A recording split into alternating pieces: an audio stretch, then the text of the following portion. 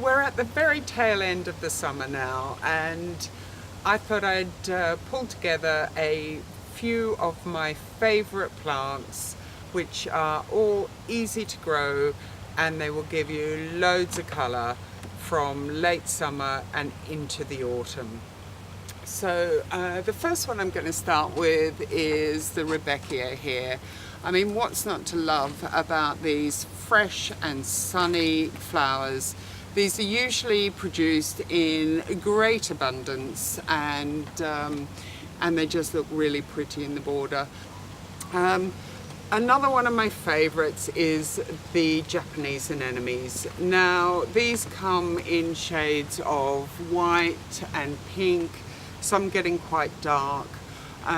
They're great in partially shaded spots, so for both borders or woodland settings, and they're all quite fast growing as well, so it's not going to take you too long to get a generous clump.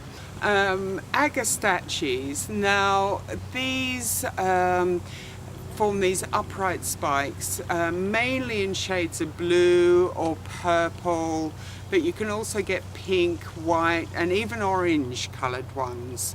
And these flower for months on end.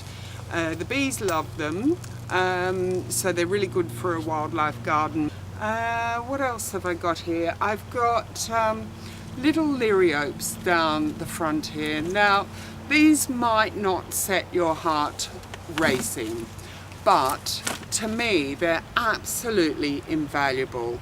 They provide evergreen grass-like ground cover, and they're quite tolerant of almost really heavy shade, so very good for underplanting established trees and shrubs. And then in autumn you're rewarded with these little spikes of bluey mauve flowers. You can see this one's just starting to send up its flowers, and they're particularly effective when they're planted in big swathes, so used almost as a carpeting effect. They look really good, or for lining the edges of a pathway. And if you plant nothing else in your garden at this time of the year, then choose these.